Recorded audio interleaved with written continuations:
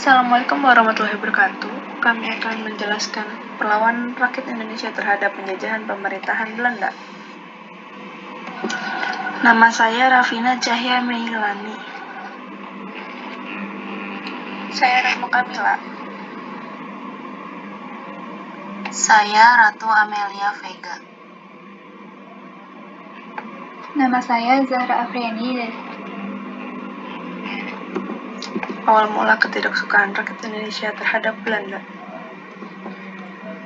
Monopoli perdagangan, kerja paksa, penarikan pajak, sewa tanah, dan tanah paksa menimbulkan banyak kerugian yang membuat sengsara rakyat Indonesia.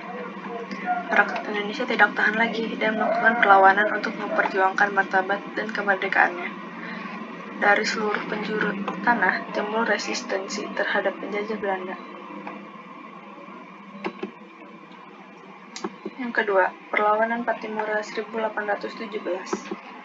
Belanda yang melakukan monopoli perdagangan dan rakyat Maluku menjual hasil rempah-rempahnya hanya kepada Belanda, menentukan harga rempah-rempah secara semena-mena, melakukan pelayaran hongi, dan menebangi tanaman rempah-rempah.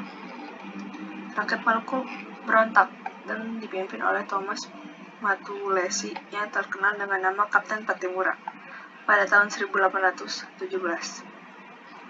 Belanda mengirimkan pasukan besar-besaran, pasukan Pattimura terdesak dan bertahan di tengah benteng. Akhirnya, Pattimura dan kawan-kawannya tertawan. Pada 16 Desember 1817, Pattimura meletakkan gantung di depan benteng Victoria di Ambon. Yang ketiga, Perang Diponegoro 1825 hingga 1830. Perang Diponegoro berawal dari kekecewaan Pangeran Diponegoro atas campur tangan Belanda terhadap istana dan tanah tumpah darahnya. Kekecewaan itu memuncak ketika Patih Danureja atas perintah Belanda setelah tonggak-tonggak untuk membuat rel kereta api melewati makam leluhurnya. Dipimpin Pangeran Diponegoro, rakyat Tegalrejo menyatakan perang melawan Belanda tanggal 20 Juli 1825. Daerah-daerah lain di Jawa ikut berjuang melawan Belanda. Pada tahun 1827, Belanda mendatangkan bantuan dari Sumatera dan Sulawesi. Jenderal De Knok menerapkan taktik perang benteng Stelsel. Taktik ini berhasil mempersempit ruang gerak pasukan Diponegoro. Banyak pemimpin pasukan Pangeran Diponegoro gugur dan tertangkap. Namun demikian, pasukan Diponegoro tetap gigih. Akhirnya Belanda ajakan berunding. Dalam perundingan yang diadakan tanggal 28 Maret 1830 di Magelang, Pangeran Diponegoro ditangkap Belanda. Beliau diasingkan dan meninggal di Makassar. Perang Banjarmasin 1859 sampai 1863. Memonopoli perdagangan Belanda di Kalimantan yang sangat merugikan pedagang pribumi. 2. Beban pajak dan kewajiban prodi terhadap rakyat yang memberatkan. 3. Intervensi Belanda terhadap urusan internal kerajaan Banjar. 4. Keinginan Belanda menguasai Kalimantan yang kaya akan hasil tambang. Perang Banjarmasin dipimpin oleh Pangeran Antasari. Beliau didukung oleh Pangeran Hidayatullah. Pada tahun 1862, Hidayatullah memperlihatkan Belanda dan dibuang ke Cianjur. Pangeran Antasari diangkat rakyat menjadi sultan. Setelah itu, perang meletus kembali. Dalam perang itu, Pangeran Antasari luka-luka dan wafat.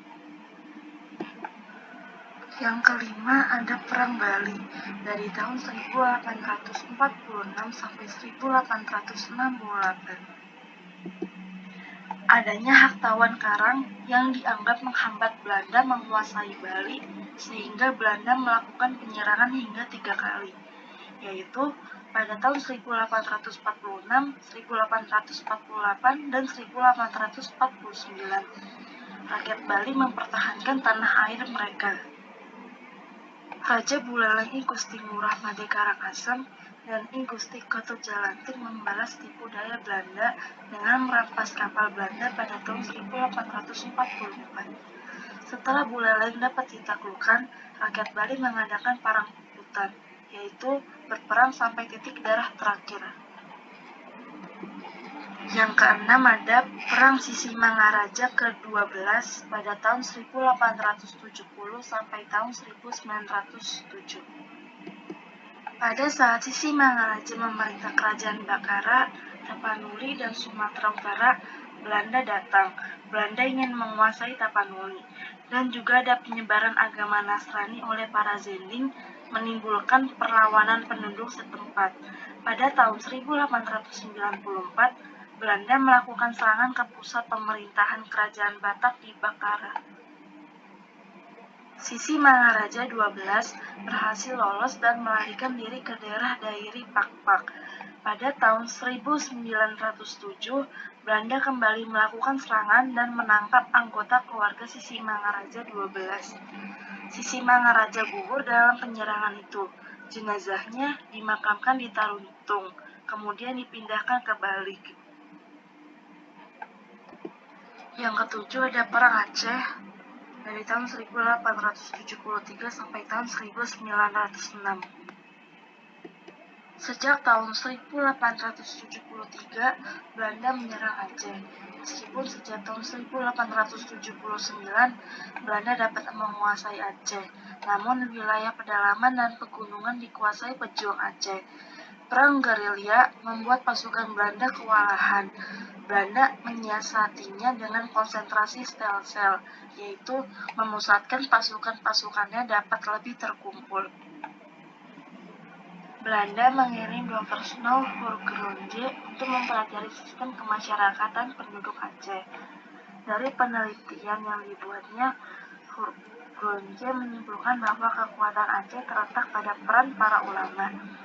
Belanda membentuk pasukan gerak cepat atau marchos untuk mengejar dan menumpas gerilyawan Aceh. Dengan pasukan berbaris, Belanda berhasil mematahkan serangan gerilya rakyat Aceh. Tahun 1899, Teuku Umar gugur dalam pertempuran di Meulaboh. Pasukan Cut Nyadim yang menyingkir ke hutan dan mengadakan perlawanan juga dapat dilumpuhkan. 8. Perang Padri 1821 sampai 1337. Perang Padri bermula dari pertentangan antara kaum adat dan kaum agama. Belanda bersedia membantu kaum adat dengan ketidakseimbangan sebagian wilayah Minangkabau. Pasukan Padri dipimpin oleh Datuk Bandaro. Setelah beliau wafat, diganti oleh Tuanku Imam Bonjol. Pasukan Padri dengan taktik perang gerilya berhasil mengacaukan pasukan Belanda. Karena kewalahan, Belanda mengajak berunding yang ternyata hanyalah tipuan. Tahun 1834, Belanda mengepung pasukan Bonjol. Namun, pasukan Padri dapat bertahan sampai dengan tahun 1837. Pada tanggal 25 Oktober 1837, benteng Imam Bonjol dapat diterobos. Beliau tertangkap dan ditawan. Perang Palembang 1819 sampai 1821. Latar belakang konflik dengan pemerintah kolonial bangsa asing pertama yang terlibat konflik dengan kesultanan adalah Inggris, yang memegang mandat sementara atas koloni Belanda di Nusantara sampai perang melawan Napoleon di Eropa selesai. Sebuah peristiwa pembunuhan orang-orang Eropa di Palembang yang dikenal dengan Palembang Miskin membuat refleksi geram kepada pemimpin kesultanan saat itu, Sultan Mahmud Badarudin II, 1803 sampai 1821. Setelah Palembang takluk di tangan Inggris, wilayah kesultanan terbagi menjadi dua. Keadaan mulai berubah ketika Konvensi London 1814 diresmikan. Inti dari konvensi ini menyatakan Inggris harus menyerahkan kembali koloni VOC yang dikuasainya kepada kerajaan Belanda. Pertempuran pertama. Pada tahun 1818, kedua kesultanan yang terbagi dipersatukan kembali dengan Badarudin II sebagai sultannya. Dalam ekspedisi Belanda, Putinghe yang dikirim ke pedalaman diserang oleh rakyat Palembang, dan dia menyalahkan sultan atas perbuatan rakyatnya. Sebagai jaminan agar sultan tidak berbuat macam-macam, pemerintah kolonial meminta putra mahkota untuk didatangkan ke Batavia. Permintaan itu ditolak mentah-mentah oleh sultan. Hal ini ditanggapi Belanda dengan mengirimkan 200 orang tentara berikut 2 kapal perangnya untuk menghukum Badarudin II. Bentrokan terjadi pada 12 Juni 1819 ketika seorang ulama ditembak mati oleh tentara Belanda tanpa sebab yang jelas. Pertempuran hebat pun terjadi. Meriam-meriam dari Kota Besak, pusat pertahanan Palembang, membombardir kapal perang milik Belanda. Penyerbuan yang dilakukan oleh 200 prajurit Belanda ke dalam Kota Besak mengalami kegagalan akibat kokohnya pertahanan benteng yang dijaga oleh rakyat Palembang. Pertempuran kedua. Armada Belanda datang kembali ke Palembang pada tanggal 18 September 1819, diiringi dengan pelepasan yang sangat meriah pada saat mereka berangkat dari Batavia. Jumlah personil yang dikerahkan berjumlah 2.000 personil dan puluhan kapal tempur yang dipimpin oleh Laksamana Laut Walter Beck. Perjalanan armada kedua ini tidak begitu mulus, karena begitu memasuki muara Sungai Musi, mereka sudah harus berhadapan dengan serangan gerilya pejuang-pejuang Palembang. Pertempuran ketiga. Armada De Kock akhirnya tiba di muara Sungai Musi pada 22 Mei 1821. Hambatan-hambatan yang ditemui oleh Walter Beck saat serangan kedua bisa ditangani dengan baik oleh De Kock. Pos-pos meriam tersembunyi di pesisir Sungai Musi bisa diketahui dan dihancurkan karena dia telah mendapatkan peta strategi Badarudin II dari seorang ulama yang berkhianat. Satu-satunya hambatan yang berarti bagi armada itu hanyalah penyakit. Banyak serdadu-serdadu Eropa yang belum bisa beradaptasi dengan cuaca tropis, dan akhirnya 100 personil tewas akibat wabah penyakit tropis. Pertempuran maritim yang dilakukan pemerintah kolonial Hindia Belanda terhadap Kesultanan Palembang merupakan yang terbesar dan termahal bagi Angkatan Laut Kerajaan Belanda di Nusantara saat itu. Selain itu, setelah Kesultanan jatuh, tetap saja rakyat Palembang tetap mengadakan perlawanan. Itu saja dari kami. Thank you for watching. Wassalamualaikum warahmatullahi wabarakatuh.